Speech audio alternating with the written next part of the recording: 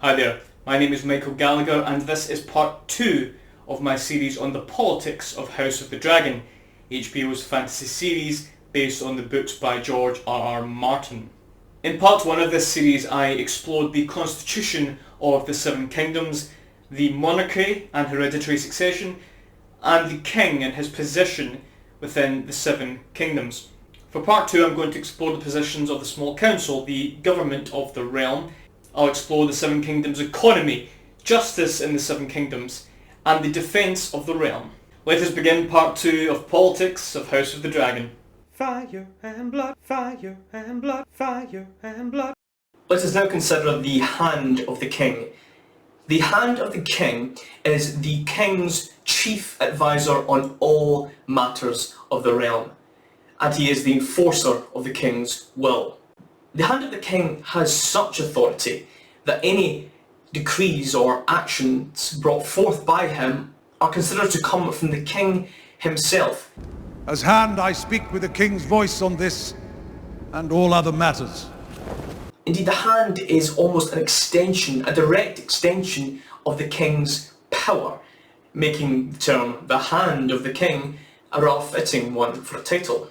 Whilst in theory the hand of the king can act and speak on the king's behalf while the king is otherwise occupied, he is by no means considered his equal, and indeed it would be very challenging, if not impossible, for the hand of the king to act in direct opposition to the king's will. However, of course, within the Seven Kingdoms, as with many things in politics, there is much manoeuvre for nuance.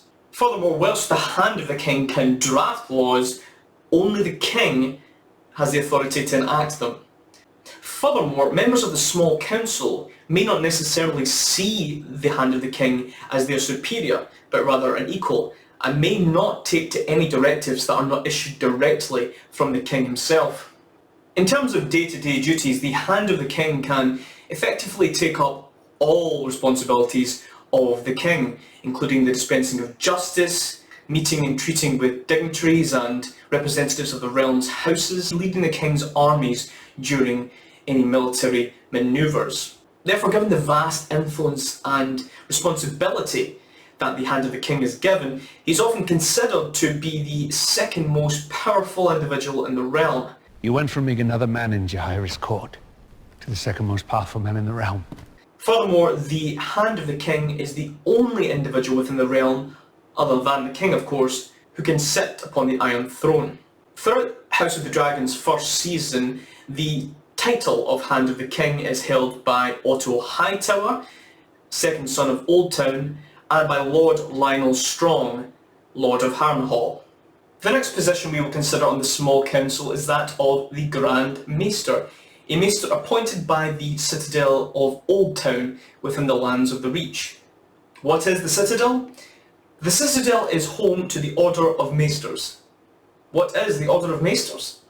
The Order of Maesters is the collective of the realm's most prominent scholars, healers and scientists. They are also experts in keeping and training flocks of ravens to deliver messages across the Seven Kingdoms via written communication. I'll prepare the ravens, Your Grace. Essentially, the Maesters are the realm's top academic and medical minds, with each Maester commonly specialising in a particular area of expertise. Indeed, Maesters who are considered to have mastered a particular subject are offered the title of Archmaester, and it is from the Archmaesters that the Citadel chooses a representative to go to King's Landing and act as the realm's Grand Maester. Therefore, the Grand Maester, who also acts as the Citadel's representative to the Crown, tends to be able to offer a wide, vast array of knowledge on many subjects. Additionally, the Grand Maester tends to head up the medical care of the royal household. The Grand Maesters we see throughout the course of House of the Dragon's first season are Grand Maester Melos and then later Grand Maester Orwell. Next up is the Master of Coin, who is responsible for managing the Seven Kingdoms' finances and maintaining the Crown's treasury. It is the Master of Coin's duty to be able to ensure that any policy or request from the King can be paid for. be that via from taxation or borrowing. Furthermore, it is in the Master of Coin's interest to ensure that commerce and trade functions well, in order to ensure that goods and food satisfy the lords and placate the common people alike, but also to harness the income from the taxes on that commerce and trade. It is the Master of Coin's duty to find funding for an array of potential inputs. This can include from maintaining and funding the City Watch, and of course, who would expect funding the salaries of those working for the royal household. It can include investing in infrastructure projects, funding particular military manoeuvres, and indeed supporting state events such as weddings and tournaments. Whilst most of the focus of the Master of Coin would be within King's Landing, it is not unheard of for projects to be funded that are Seven Kingdom wide. Indeed, under the reign of Jaehaerys Targaryen, first of his name, an infrastructure project realm-wide was instituted to work on and create the King's Road, which has become one of the key methods of transit throughout the Seven Kingdoms that Jaehaerys installed and funded to connect and integrate the realm closer together. The only Master of Coin we actually see in House of the Dragon's first season is Lord Lyman Beesbury, Lord of Honeyhold, although we are led to understand that Daemon Targaryen, the King's brother, did hold the position briefly prior to the events of the series. Considering the realm's finances, let's take a brief break from the small council just to consider where that taxation comes from, where the Seven Kingdoms can borrow from, and indeed the economy of the Seven Kingdoms as a whole. In terms of realm-wide taxation, the Crown relies on the system of regional governance we've already discussed. Lord Paramounts are required to ensure the taxes from their region are collected, and subsequently from that ensure that the relevant taxes are paid to the Crown. Additionally, the Crown can place taxes on trade and custom, and indeed, in theory, an infinitely large number of potential avenues, including, for example, charging ships as they come into King's Landing for that very privilege. In terms of borrowing, the Crown theoretically can borrow from any source large enough to be able to offer coin to borrow. This may be from the great houses, or indeed in a more formal arrangement with a bank, such as the Iron Bank of Bravos, considered to be the most influential banking institution in the known world. The Iron Bank of Bravos is located in the free, independent city of Bravos, which is in the continent east of Westeros called Essos. A quick note on the economy of the Seven Kingdoms. The bulk of the economy is taken up with agriculture and the production of food, so a lot of farming, and of course the extraction of precious metals. There is a small manufacturing base, although this is not particularly significant. International trade is particularly important for the Westeros economy. The Seven Kingdoms undertake most of their international trade with the free cities of Essos. Products from the independent free cities tend to be very upmarket, such as fine silk or other fabrics, spices and other valuable products. However, of course, this trade does work both ways, with sellers from Westeros able to sell into the free cities. Moving away from the economy and back to the small council, the next position we will consider is the Master of Laws. Now, despite its name, the Master of Laws is actually probably one of the most vague positions on the small council in terms of its actual remit. The post holder's known remit would appear to be acting as an expert in the laws of the Seven Kingdoms and advising the king on them.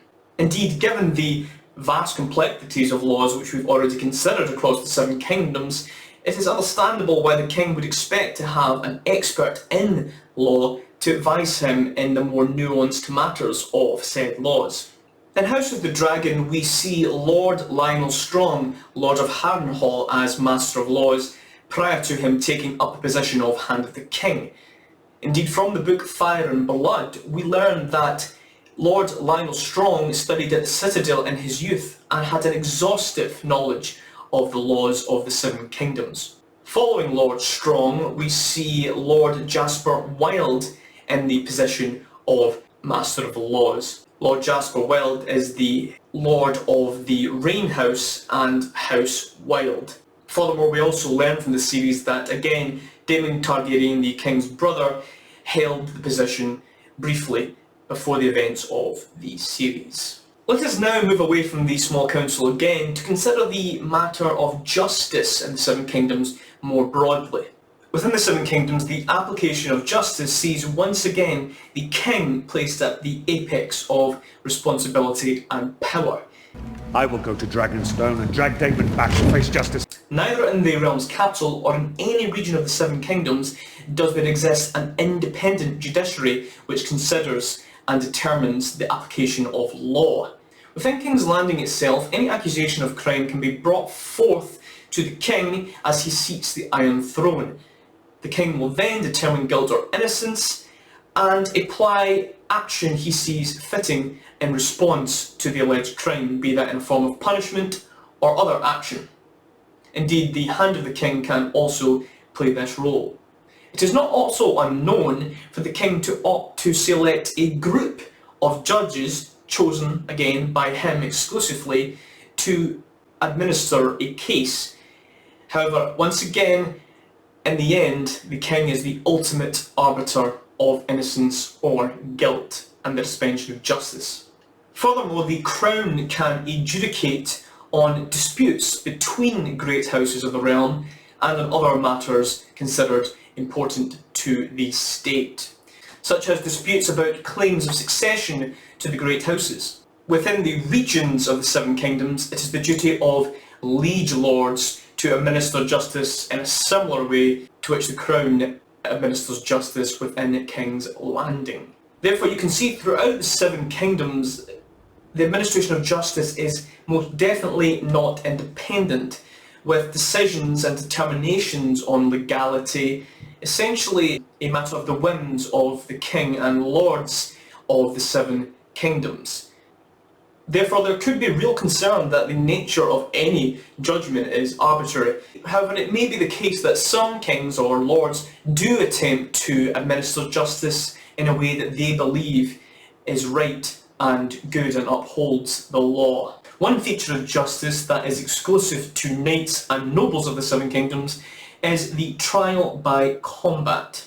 A knight or a noble can choose trial by combat if, say, they are accused and ought not to accept the proceedings of judges or judge in the legal court. They instead can opt to fight in armed combat against a representative of the state or region they are in, or choose a champion to fight for them. It is then considered that this battle will allow the gods to determine the innocence or guilt of the accused. If the innocent or his champion wins, he is considered innocent, and if he or his champion dies, he is considered guilty. Furthermore, if the accuser at any point during the battle admits or claims that in fact the accused is innocent and he wishes to retract his claim, then of course the accused is considered to be innocent. Back to the Small Council. Next is the Master of Ships. The Master of Ships is responsible for commanding the royal fleet and the realm's navy.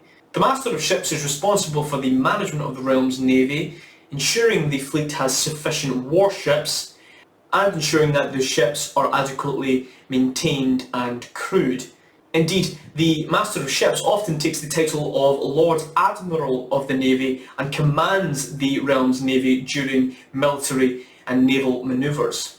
At the beginning of House of the Dragon, the title of Master of Ships is held by Lord Corlys Velaryon, the head of House Velaryon, whose seat is an island near Dragonstone called Driftmark.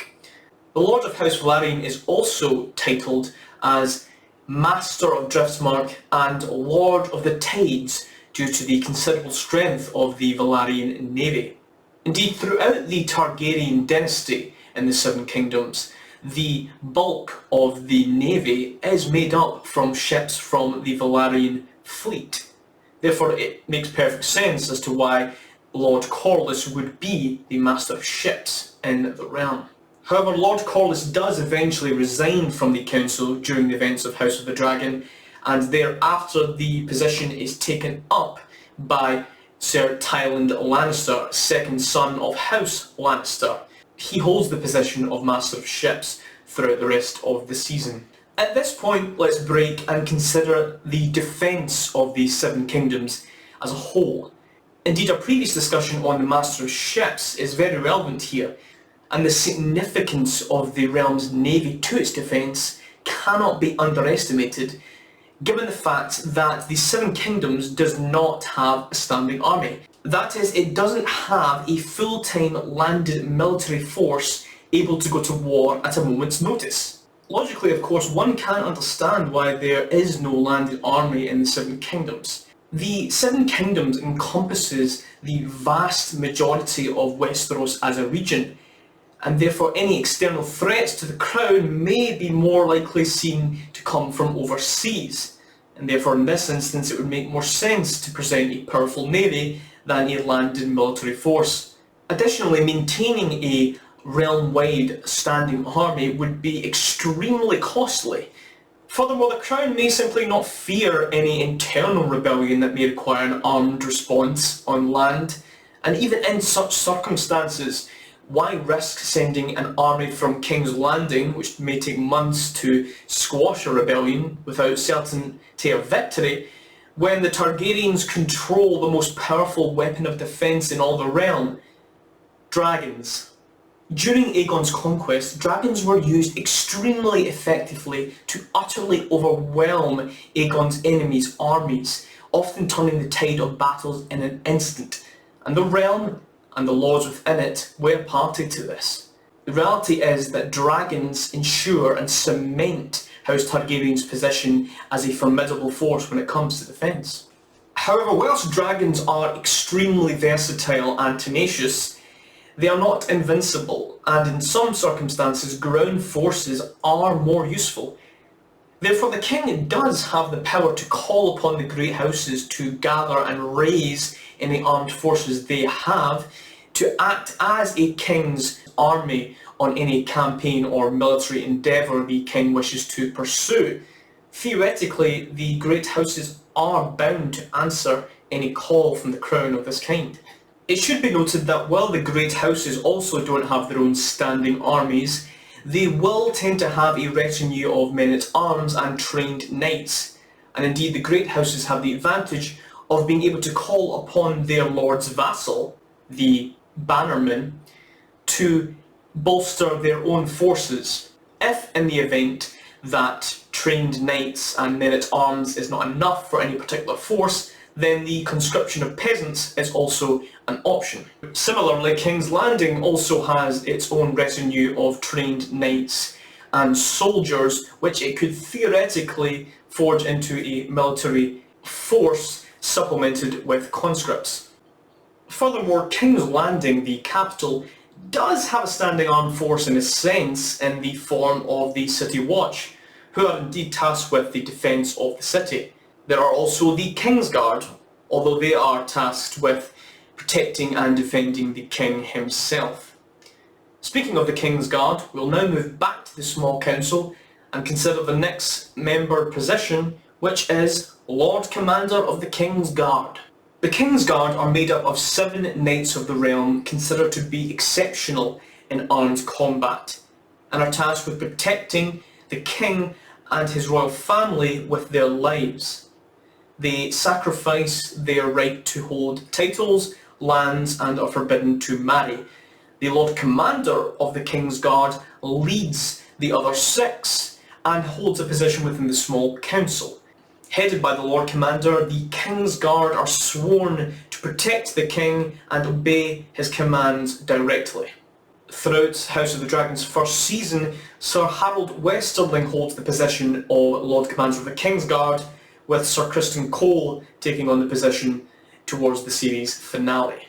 The last position we consider on the small council is last for a reason, due to the very vague and uncertain shadowy nature surrounding its brief. That position is the Master of Whisperers.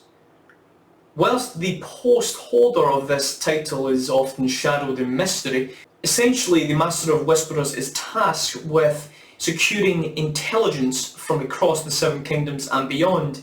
Intelligence such as murmurings of rebellion, other plots to destabilise the realm, or any matters of information that may be considered of import or interest to the crown and the realm.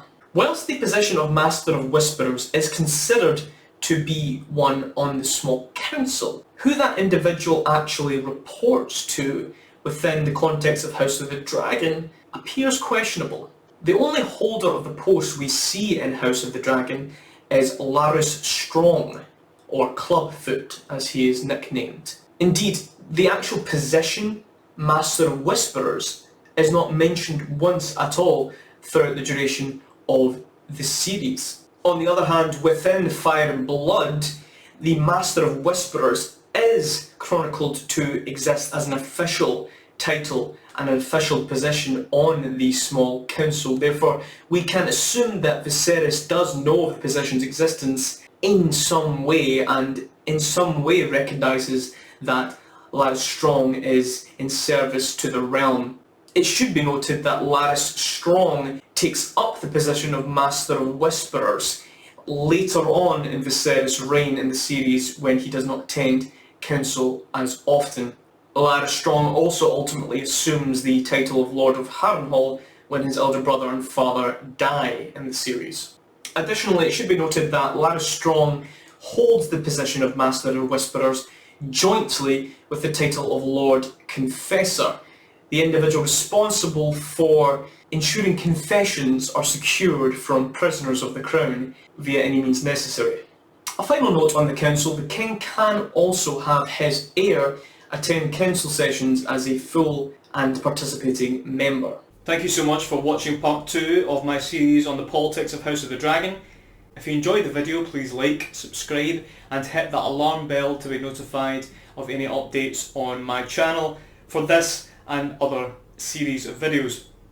You can follow me on social media, the links for which are below.